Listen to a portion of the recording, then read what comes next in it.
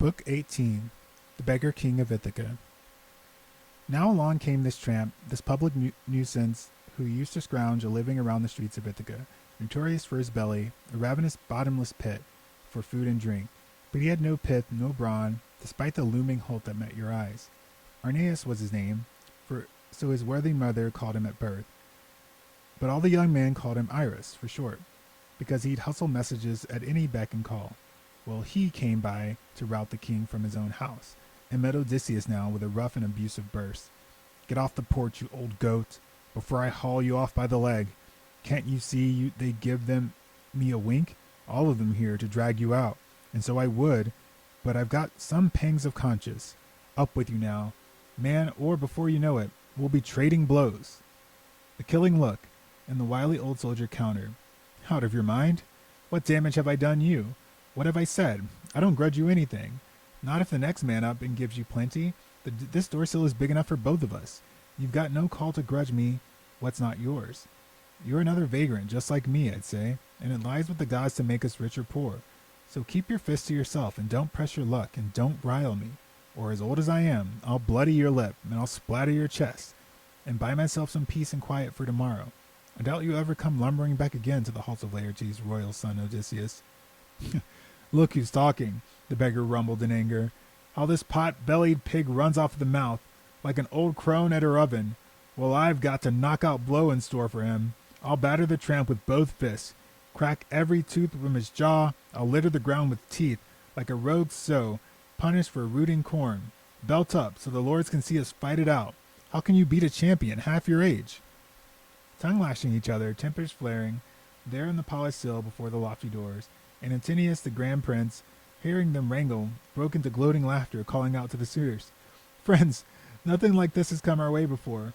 What sport some god has brought this palace now? The stranger and Iris, look, they battle it out together, fists flying. Come, let's pit them against each other, and fast."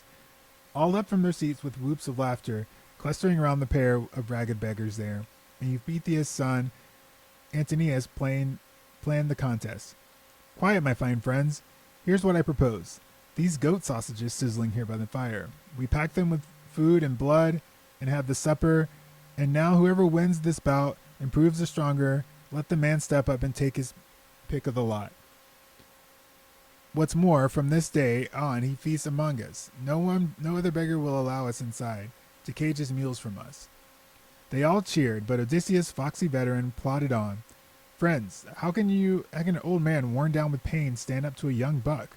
It's just this belly of mine, this troublemaker, that tempts me to take a licking. So first, all of you swear me a binding oath. Come, not one of you steps in for Iris here, strikes me a foul blow or pull me through, and lay me in the dust." And at that they all mouthed the oath that he required, and once they vowed they'd never interfere, Prince Telemachus drove the matter home. "Stranger, if your spine and fighting pride prompt you to go against this fellow now, have no fear for any suitor in the pack. Whoever fouls you will have to face a crowd. Count on me, your host, and 2 lords back me up, Antinous and Eurymachus, both of these men some sense." They all shouted approval of the prince as Odysseus belted up, roping his rags around his loins, and bearing his big rippling thighs, his boxer's broad shoulders, his massive chest and burly arms on full display, as Athena stood beside him, fleshing out his limbs of the great commander. Despite their swagger, the suitors were amazed, gaping at one another and trading forecasts. "Iris will soon be ironed out for good. He's in for the beating he begged for all along. Look at the hams on that old-timer, just under his rags." Each outcry jolted Iris to the core, too late. The servants trussed his clothes up and dragged him on, the flesh of his body quaking now with terror. Antinous rounded on him, flinging insults. You clumsy ox, you're better off dead, or never born at all if you cringe at him, paralyzed with fear of an old broken hulk, ground down by the pains of the hounds of his steppes. Mark my word, so help me I'll make it good. If that old relic whips you and wins the day, I'll toss you in the black ship and sail you off to Ithaca, a mainland king who wrecks all men alive. He'll lump your nose and ears with a ruthless blade. He'll rip your privates out by the roots, he will, and serve them up to the dogs to bolt down raw." That threat shook his knees with a stronger fit, but they hauled them into the ring. Both men put up their fists, with the seasoned fighter Odysseus deeply torn now. Should he knock him senseless and leave him dead where he dropped, or just stretch him to the ground with a light jab? As he mulled things over, that way seemed the best. A glancing blow, the suitors would not detect him, and the two men squared off. And Iris hurled a fist at Odysseus' right shoulder as he came through, with a hook below the ear and pounding Iris' neck, smashing the bones inside. Suddenly, red blood came spurting out of his mouth, and headlong down he pitched in the dust, howling, teeth locked in a grin, feet beating the ground. And the princely suitors, flinging their hands in the air, died laughing. Grabbing him by the leg, Odysseus hauled him through the porch, across the yard to the outer gate, heaped him against the courtyard wall, sitting slumped, stuck his stick in the hand, and gave him a parting shot. Now, hold your post. Play the scarecrow to all the pigs and dogs, but no more lording it over strangers.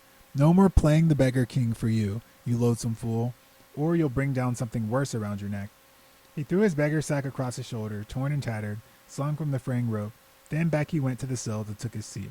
The suitors ambled back as well, laughing jauntily, toasting the beggar warmly now, those proud young blades, one man egging each other on. Stranger friend, may Zeus and the other deathless gods fill your sack with blessings, all your heart desires. You knocked him out of action, that insatiable tramp, that parasite on the land. Ship him off to Ithaca, fast, the mainland king who wrecks all men alive. Welcome words, and a lucky omen too. Odysseus' heart leapt.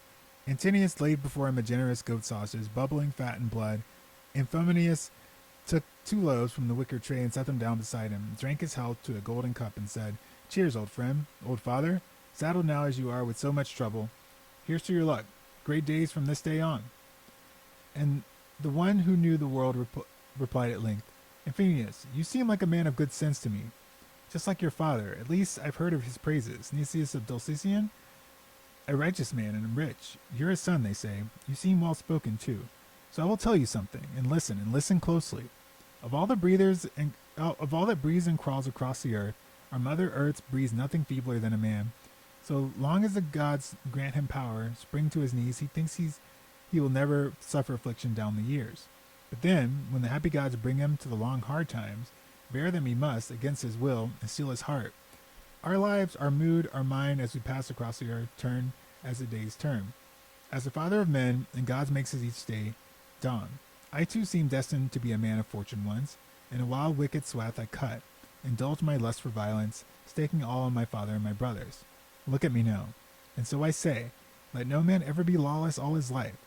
Just take in peace what gifts the gods will send. True, but here I see you suitors plotting your reckless work, carving away at the wealth, affronting the loyal wife of a man who won't be gone from kin and country long. I say he's right at hand, and may some power save you, spirit you home before you meet him face to face. The moment he returns to native ground, once under his own roof, he and his friends believe you meet will part till blood has flowed. With that, he poured out honey wine to the gods and drank deeply, then restored the cup to the young prince's hands. Amphinomus made his way back to the halls, his heart sick with anguish, shaking his head, fraught with grave forebodings. But not even so could he escape his fate. Even then Athena had bound him fast to death at the hands of Prince Telemachus and a spear. Now back he went to the seat that he'd left empty. But now the goddess Athena, with her glinting eyes, inspired Penelope Acharis, his daughter, wary poised to display herself to the suitors, fan their hearts and inflame them more, the more her even more esteemed by her husband and her son than she had been before. Forcing a laugh, she called to the maids, Hear now, my spirit longs, though it never did till now, to appear before my suitors, and loathe them as I do. I'd like to say a word to my son, too, for his own good, not to mix so much with the precocious crowd, so glib in their friendly talk, but plotting wicked plots they'll hatch tomorrow. Well said, my child, the old woman answered, all to the point. Go to the boar and warn him now. Hold nothing back, but first you should bathe yourself. Give a gloss to your face. Don't go down there with your eyes dim and your cheeks streaked with tears. It makes things worse, this grieving on and on. Your son's now come of age. Your fondest prayer to the deathless gods to see him wear a beard. Eurynome, discreet, Penelope objected. Don't try to coax me or care for me as you do, to bathe myself or refresh my face with oils. Whatever glow I had died long ago. The gods of Olympus snuffed it out that day my husband sailed away in the hollow ships. But please, have Eltone and Hippodaia come and support me in the hall. I'll never brave those men alone. I'd be too embarrassed. Now as the old nurse bustled through the house to give the women orders and call them to the queen, the bright-eyed goddess thought of one more thing. She drifted a sound slumber over Icarius' daughter, and back she sank and slept. Her limbs fell limp and still. reclining there on the couch. All the while, Athena, luminous goddess, lavished immortal gifts on her to make her suitors lose themselves in wonder. The divine unguent first, she cleansed her cheeks and brow and fine eyes with ambrosia smooth as the oils. The goddess love applies, donning her crown of flowers. Whenever she joins the gracious, captivating dances, she made her taller, fuller in form than all men's eyes, her skin whiter than ivory freshly carved, and now, Athena's mission accomplished, off the bright one went, as bare-armed maids came in from their own quarters, chattering all the way, and sleep released the queen. She woke, touched her cheek with a hand, and mused, "Ha, what a marvelous gentle sleep enfolding me in the midst of all my anguish. Now if only blessed Artemis sent me a death as quick, gentle and quick, this instant, no more wasting away my life, my heart broken and longing for my husband." He had every strength rising over his countrymen, head and shoulders. Then, leaving her well-lit chamber, she descended, not alone. 2 of her women followed close behind. That radiant woman, once she reached her suitors, drawing her glistening veil across her cheeks, paused now where a column propped the sturdy roof, with one of the loyal handmaids stationed on either side. The suitors' knees went slack, their hearts dissolved in lust. All of them lifted prayers to lie beside her and share her bed, but turning toward her son, she warned, "Telemachus, your sense of balance is not what it used to be. When you were a boy, you had much better judgment, and now that you've grown and reached your young prime, and any stranger, seeing how tall and handsome you are, would think you're the son of some great man of wealth. Now your sense of fairness seems to fail you. Consider the dreadful thing you just done in our halls, how you let a stranger be abused. Why suppose our guests, sitting here at peace, here in our own house, were hauled and badly hurt by such cruel treatment? You should be ashamed, disgraced in all men's eyes." "Mother," Telemachus paused and answered, "I cannot fault your anger at all this. My heart takes note of everything and feels it too. Both the good and the bad. The boy you knew is gone. But how can I plan my world in a sane and thoughtful way? These men drive me mad, hedging me around right and left, plotting their lethal plots, and no one takes my side. And still this battle between the stranger and Iris hardly went on as the suitors might have hoped. The stranger beat him down. If only Father Zeus, Athena, and Lord Apollo, those gallants now, these moment here in our house, were battered, senseless heads lolling and knees unstrung, some sprawled in the courtyard, some sprawled outside, slumped like Iris down in the front gates now, whipped, and his head rolling like some drunk. He can't stand on his feet and stagger home. Whatever's home he's got, the man's demolished." So Penelope and her son exchanged their hopes as Eurymachus stepped in to praise the queen. "Ah, daughter of Icarius, wise Penelope, if all the princes of Ione Argos saw you now, what a troop of suitors would banquet in your halls tomorrow at sunrise. You surpass all women in build and beauty, refined and steady mind." "Oh no, Eurymachus," wise Penelope demurred. "Whatever form and feature I had, what praise I'd won. The deathless gods destroyed that day the Achaeans sailed away to Troy, my husband and their ships. Odysseus, if he could return to tend my life to renown, I would only grow in glory. Now my life is torment. Look at the grief some god has loosed against me. I'll never forget the day he left his lands to ours. He caught his right hand by the wrist and said gently, 'Dear woman, I doubt that every Achaean under arms will make it home from Troy, all safe and sound. The Trojans, they say, are fine soldiers too, hurling javelins and shooting flights of arrows, charioteers who can take the tide like that. With the great leveler, war brings on some deadlock, so I cannot tell the gods will sell me home again. And I'll go down there on the fields of Troy, and all the things here must rest in your control. Watch over my father and mother in the palace, just as now and perhaps a little more when I am far from home.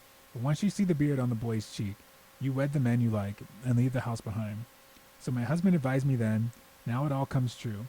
A night will come when a hateful marriage fails my lot, this cursed life of mine. Zeus has torn away my joy, but there's something else that mortifies me now. Your way is a far cry from the Tynodder way of suitors locked in rivalry, striving to win some noble woman, a wealthy woman's daughter. They bring in their own calves and lambs and feast the friends of the bride-to-be, and yes, and they shower her with gleaming gifts as well. They don't devour the woman's goods scot-free." Staunch Odysseus glowed with joy to hear all of this, his wife's trickery luring gifts from their suitors now, enchanting their hearts with suave, seductive words, but all the while with something else in mind. Eupeithes' son Antinous took her at point at once. "Gifts? Daughter of Icarius, sensible Penelope, whatever gifts your suitors would like to bring, accept them. How ungracious to turn those gifts away. We won't go back to our own estates or anywhere else till you have wed the man you find the best." So he proposed, and all the rest agreed. Each suitor sent a page to go and get a gift. Antinous' man brought a grand resplendent robe, stiff with embroidery, clasped with 12 gold brooches, long pins that clipped from sheathing loops with ease. Eurymachus' man brought a necklace richly wrought, gilded strong with amber and glowing like the sun. Eurydamas' 2 men came with a pair of earrings, mulberry clusters dangling with triple drops, like a glint to catch the heart. From the halls of Lord Pisander, Pelagus' son, a servant brought a choker, a fine gleaming treasure. And so each suitor turned, laid on a handsome gift. Then the noble queen withdrew to her upper room, her file of waiting ladies close behind her, bearing the gorgeous presents in their arms. Now the suitors turned to dance and song, to the lovely beat and sway, waiting for the dusk to come up upon them. And the dark night came upon them there, lost in pleasure. They rushed to set up the 3 braziers along the walls and give them light and piled them high with kindling. Seer well sending just split with the axe, and mix in chips to keep the torches flaring.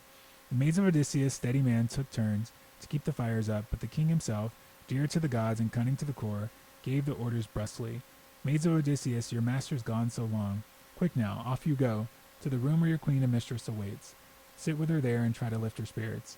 Combing wool the hands of spinning yarn, I will trim the torches for all her suitors, even if they would revel till morning mounts to the throne. They'll never wear me down. I have a name lasting out the worst. At that the women burst into laughter, glancing back and forth. Flushed with beauty, Melantho mocked him shamelessly. Dolius was her father, but Penelope brought her up. She treated her like her own child and gave her toys to cheer her heart. But despite that, her heart felt nothing for all her mistress's anguish now. She was Eurymachus' lover, always slept with him. She was the one who mocked the king and taunted. Cock of the walk, did someone beat your brains out?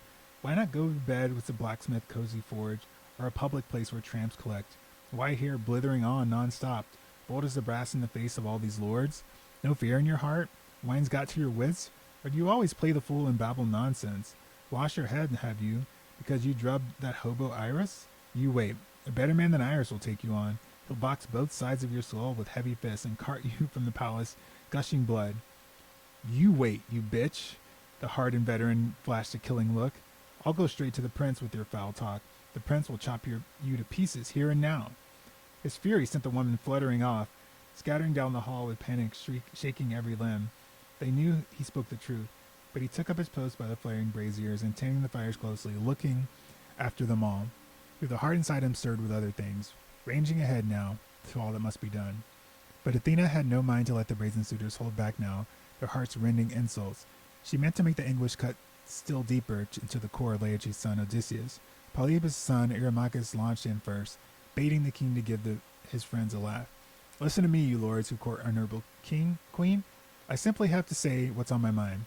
Look, surely the gods have fetched this beggar here to Odysseus' house. At least our torchlight seems to come from the sheen of the man's own head. There's not a hair on his bald pate, not a wisp. Then he wheeled to Odysseus, raider of cities. Stranger, how would you like to work for me? If I took you on, I'd give you a decent wage, and picking the stones to lay a tight, dry wall, or planting tall trees on the edge of my estate. I'd give you rations to last a year round, clothes on your body, sandals on your feet. You've learned your lazy ways too well. You've got no itch to stick to good hard work. You'd rather go scrounging around the countryside, begging for crusts and stuff your greedy gut. Huh, Eurymachus, Odysseus, master of many exploits, answered firmly. If only the two of us could go, man to man in the labors of the field. In the late spring, when the long days come around on this meadow, I swing a well-curved scythe, and you swing your earth. We test our strength for work, fasting right till dusk, with lots of hay to mow, or give you a roam of oxen to drive, purebreds, hulking, ruddy beasts, both lusty and fodder, paired with age and pulling power that never flags. With 4 acres to work, the loam churning under the plow, you see what a straight, unbroken arrow I could cut you then. Or if Zeus would bring some battle on out of the blue this very day and give me a shield and 2 spears, and a bronze helmet to fit the soldiers' temples, then you see me fight with the front ranks clashed. No more mocking this belly of mine. Not then. Enough. You're sick with pride, you brutal fool. No doubt you count yourself a great and powerful man because you sport with a puny crowd, ill-bred to boot. If only Odysseus came back home and stood right here in a flash, you'd find those doors, broad as they are, too cramped for the race to safety through the porch. That made Eurymachus' fury seethe and burst. He gave the beggar a dark look and let fly. You odious. I'll make you pay for your ugly rant. Bold as brass in the face of all those lords. No fear in your heart? Wine's got your wits, or do you always play the fool and babble nonsense? Lost your head, have you, because you've drubbed that hobo Iris? As he shouted out, he seized a stool, but Odysseus, fearing the blow, crouched to infamous knees as Eurymachus hurled and hit the wine steward, clipping his right hand. His cup dropped and clattered to the floor, and flat to his back he went, groaning in the dust. The suitors broke into uproar through the shadowed halls, glancing at one another and trading angry outcries. Would to God this drifter had dropped dead anywhere else but before he had landed here. Then he'd never have loosed such pandemonium. Now we're squabbling over beggars. No more joy in this scrumptious feast. Now riot rules the day. But now Prince Telemachus dressed them down. Fools, you're out of your minds, no hiding it. Food and wine have gone to your heads. Some god has got you blood up. Come now, you've eaten well and go home to bed. When the spirit moves, that is. I, for one, I'll drive no guest away. And so he declared, and they all bit their lips, amazed the prince could speak with so much daring. At last, Amphinomus rose to take the floor, the noted son of Nicias and King Aretius' grandson. Fair enough, my friends. When a man speaks well, we have no grounds for wrangling, no cause for abuse. Hands off the stranger, and any other servant in King Odysseus' palace. Come, steward, pour first drops in the god of every cup. Let's make libations, and then go home to bed. The stranger? Leave him here in Odysseus' halls, and have his host Telemachus tend him well in the prince's royal house the man is reached. So he said.